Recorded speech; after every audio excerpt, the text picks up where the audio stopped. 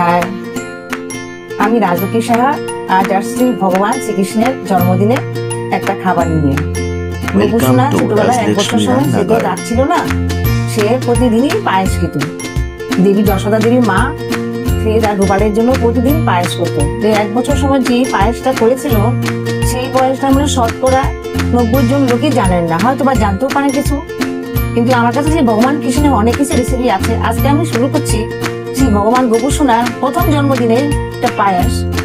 Popular হয়েছিল, কিন্তু আপনারা জানেন কিনা জানি না। পপুলারটা হলো মতি চুরির পায়েস। সে আমাদের গোপুসোনা তো দাঁত ছিল না, সে টমাটক 2 হাতে খেয়ে ফেলতো। অনেক পায়েস আছে আমার কাছে, আস্তে আস্তে দেখাবো। আজকে সেই প্রথম জন্মদিনে যে পায়েসটা, সেটা আমি করবো। সবাই মনোযোগ সাথে অংশগ্রহণ করুন। তাহলে আমি শুরু করছি। সবাইকে এবার আমি দুধটাকে ঘন করতে হবে। ওয়েলকাম টু রাজলক্ষ্মী রান্নাঘর।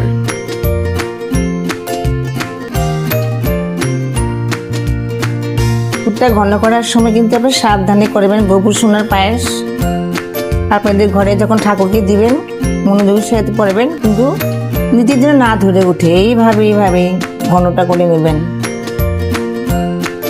এটার মধ্যে কোনো পাউডার দুধ দিতে পারবেন না, দেওয়া হবে না। যদি আপনার ঘরে খান ডিরেক্ট করতে পারেন, কিন্তু ভগবানের জন্য আপনি শুধু গরুর দুধ দিয়ে করবেন। এইভাবে করবেন যাতে আপনি না ধরে উঠে। সোনা এমন 20-25টা পায়েস আমার কাছে 20-25টা আছে। আমি ছোট থেকে এই সমস্ত কাজ করি। আমার মা, আমার দিদা, আমার বাবা তো আমার বন্ধু। বাবা প্রসাদ বুঝি ছিল, বাবার কাছ থেকে শিখেছি। আমার পিসিমণি ছিল মন্দিরের উপদেষ্টা, হাজার সেই মন্দিরে কাজ করতো, উপদেষ্টা দিত। আমার কাছে অনেক রান্না আছে। ভগবান শ্রীকৃষ্ণের গোপুসোনা সব দেখাবো। ভুল ত্রুটি হলে কিছু মনে করবেন না, মাফ করে দেবেন। এইবার দিয়ে দিব আমরা মিছরি। এইবার দিয়ে দিব বাতাসা। জয় গোপুসোনা।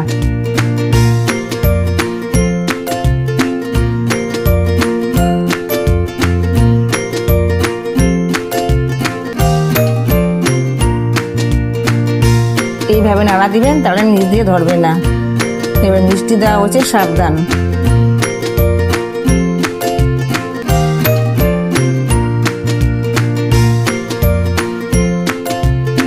এবার হচ্ছে সেই মতি, এই নাম মতি, যার জন্য নাম হয়েছে মতি চুরি পায়েস। এই এখন মতি দেওয়া হচ্ছে। ওয়েলকাম টু রাজলক্ষ্মী রান্নাঘর।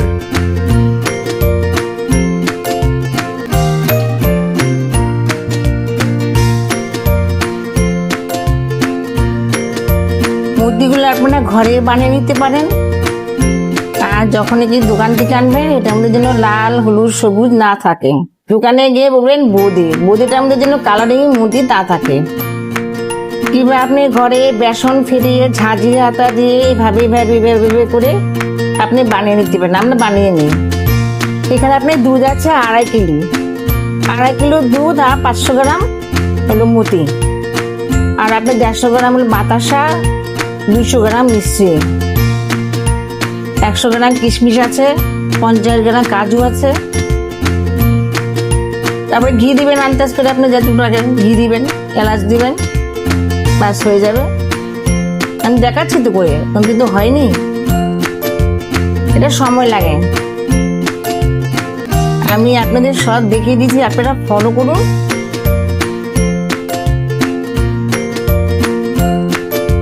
এরকম ভগবানের শ্রীকৃষ্ণের অনেক পায়েস, 20-25খানার মতো পায়েস আছে। আমার বিভিন্ন ধরনের পায়েস আছে, রান্না আছে, ভোগের আয়োজন আছে, সব দেখাবো। তার জন্য আপনাদের সাবস্ক্রাইব করতে হবে, লাইক করতে হবে, আর মনোযোগের সাথে আপনার রান্নাগুলো দেখবেন। সাবস্ক্রাইব করলেই আমার রান্নাগুলো আপনার কাছে চলে যাবে। আর যে কাজটি ভগবানের করুন না কেন, মনোযোগের সাথে করবেন। 7-8টা এলাচি দিয়ে দিবেন।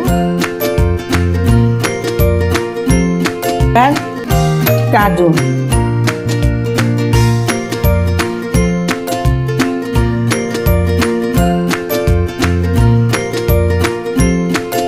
কিশমিশ, কিশমিশে আপনি 1-150 গ্রাম দিবেন।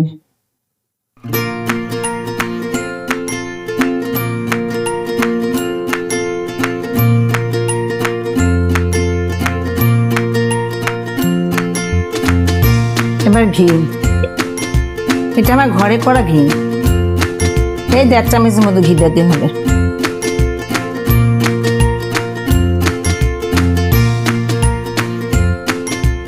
দেখবেন সারা বাড়িতে মায়ের গোবর সোনার পায়েসটা ভরে গেছে এই অ্যারোমাতে, অপূর্ব। যখন মানে ভগবানের ভোগ দিবেন এই পায়েসটা করবেন, আপনার ভোগটা যেন মুখরিত করে উঠবে।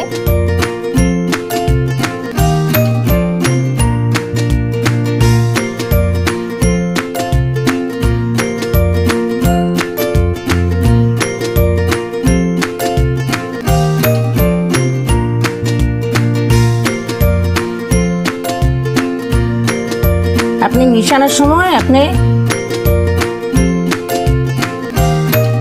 বন্ধ করে দিবেন। এবার আমি চালু করলাম। এবার 2 মিনিট আপনি নাড়াচাড়া করে তারপর আপনি পরিবেশন করবেন, পরিবেশন করবেন যা করে।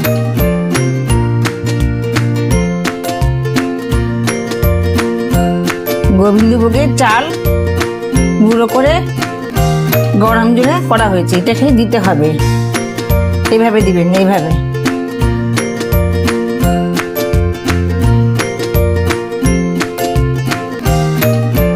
এই হয়ে গেল যে মতি, এ মুক্ত, মতি মানে মুক্ত, মতিচুরি পায়েস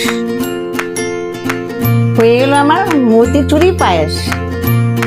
আপনার মাঝখানে যে ক্ষীরেটা করেছে দুধে ঘন দুধটা, ওই শর্টটা দিয়ে আপনি ডেকোরেশন করতে পারেন, আমি এটা করে দিয়েছি।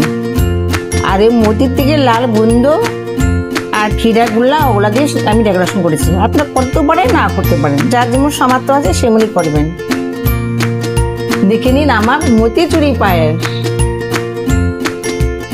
তাহলে আমি করলাম, সবাই প্রসাদ খাবেন ভগবানকে দিয়ে সুন্দর করে গোবর সোনার জন্য। গোবর সোনার প্রথম জন্মদিনে এই মতিচুরি পায়েস।